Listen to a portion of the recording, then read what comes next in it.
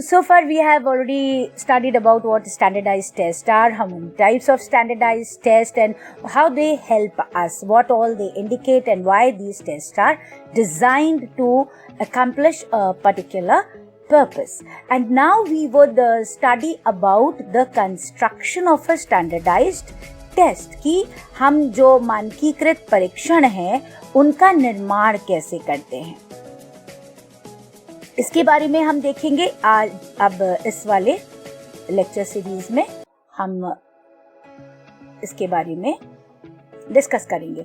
तो ये जो कंस्ट्रक्शन है किसी भी स्टैंडर्डाइज्ड टेस्ट का, इसके कई स्टेप्स आप प्रेजेंटेशन में यहाँ पर देख रहे होंगे कि सबसे पहले जो स्टेप है वो है प्लानिंग का स्टेप, यानी कि हम योजना बनाते हैं। सबसे पहले कुछ भी करने से पहले हम प्लान करते हैं, हम योजना बनाते हैं, हम देखते हैं कि व्हाट इट शुड इंक्लूड, उसमें क्या हम समाविष्ट कर सकते हैं और उसमें क्या क्या चीज़ें हम डालेंगे। तो सबसे पहला जो स्टेप है, you can see it on your screen, that is fixing up the objectives और द पर्पसेस, यानी कि उद्देश्यों को आप फिक्स करते हैं। उद्देश्य क्या है एक पर्टिकुलर टेस्ट का, उस मानक टेस्ट का।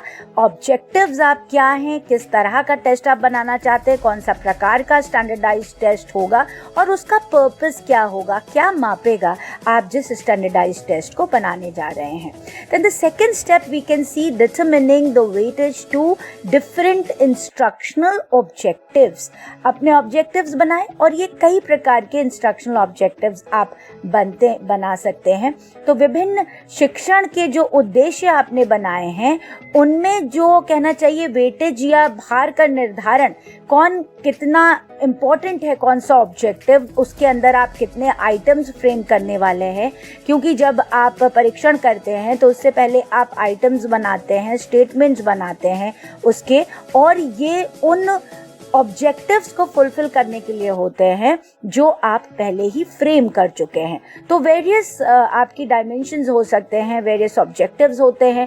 उन ऑब्जेक्टिव में से कौन सा इंस्ट्रक्शनल ऑब्जेक्टिव आपको कितना वेटेज आपको देना है, ये आप निर्धारित करते हैं किसी भी परीक्षण को बनाने से पहले। उसके बाद in the third step we see determining the weightage to find content area, यानी कि हम उस किस वेटेज को निर्धारित करते हैं। विभिन्न जो कंटेंट एरिया, हमें कहना चाहिए कि जो आपका कंटेंट का क्षेत्र है या सामग्री क्षेत्र कह लीजिए, अगर हम इसका लिटरल ट्रांसलेशन करें, जो कंटेंट एरियाज हैं, वेरियस कंटेंट एरियाज हो सकते हैं, कई तरह से हमारे ऑब्जेक्टिव्स कंटेंट एरिया में बटे होते हैं। तो इन कंटेंट एरिया को, उस कंटेंट के अंतर्गत, उस स्पेसिफिक एरिया के अंतर्गत हम कितने आइटम्स को बनाएंगे, इसके लिए भी हम वेटेज जो है उसको हम तय कर लेते हैं और उसको हम एक विशिष्ट हर ऑब्जेक्टिव को कंटेंट एरिया को देखते हुए वेटेज निर्धारित कर लेते हैं या उसका निर्धारण कर लेते हैं। और जब हम चौथे पॉइंट को देखते हैं तो that is about determining the item types to be included, किस तरह के आइटम्स को हमको उस परीक्षण के निर्माण में लेना है। Now fifth point says preparation of the table of the specification or blueprint. Definitely what all dimensions we will cover in that standardized test, what items to be included within it and what is specific content area shall be given what weightage, all this is kept in mind while preparing a table, यानी कि blueprint एक तरीके से हम तैयार कर लेते हैं, उसकी तालिका तैयार कर लेते हैं, इसको टेबुलेट कर लेते हैं and then take a decision about its mechanical aspects as well. This is very important. You keep in mind what would be the time duration, what test size, the total marks, printing, size of letters. If you are doing it in a digital manner, then definitely the font size, the website you're going to use, its administration on it, its font and other technological aspects are also to be kept in mind. तो इस तरीके से हम अवधि का निर्धारण करते हैं एक मानक परीक्षण को के निर्माण से पहले, उसका क्या आकार है, किस प्रकार का वो होगा, कुल अंक कितने दिए जाएंगे, मुद्रण है, उसका अक्षरों का आकार प्रकार है या वेबसाइट्स हैं, उसमें क्या तकनीकी यूज़ की जाएगी, अगर हम उसको डिजिटली कर रहे हैं तो इन सब चीज़ों का ध्यान दिया जाता है किसी भी मानकीकृत टेस्ट को तैयार करने से पहले।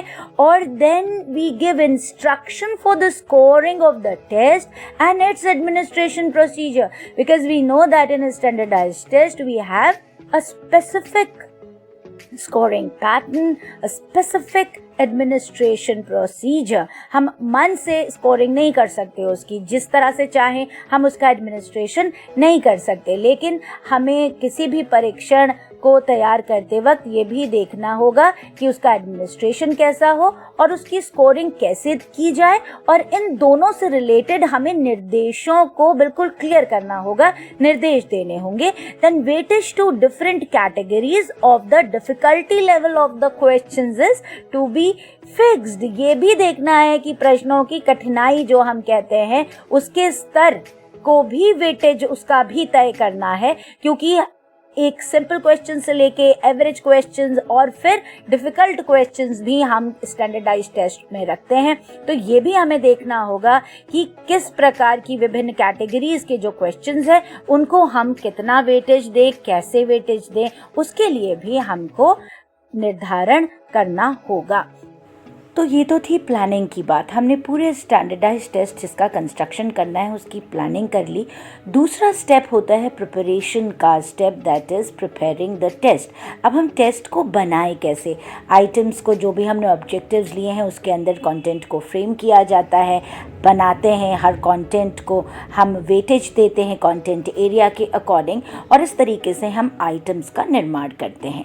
तीसरा महत्वपूर्ण स्टेप है trying out of the test. We try all these items a test that is constructed on a sample, कि हमें जिसके लिए वो टेस्ट तैयार करना है उसी तरह के सैम्पल में हम उसको ट्राई आउट करते हैं, आइटम्स को देखते हैं, आइटम्स को एनालाइज करते हैं, एवेलुएट करते हैं, उनका डिफ़िकल्टी लेवल देखते हैं, और जो आइटम्स अप्रोप्रिएट होते हैं उन आइटम्स को हम इंक्लूड करते हैं एक स्टैंडर्डाइज्ड टेस्ट में और दूसरे आइटम्स को हम हटा देते हैं। So this was all about construction of a standardized test. आने वाले वीडियो में हम standardized test के characteristics, उसके advantages और disadvantages के बारे में सीखेंगे। Till then, take care. Thanks for watching.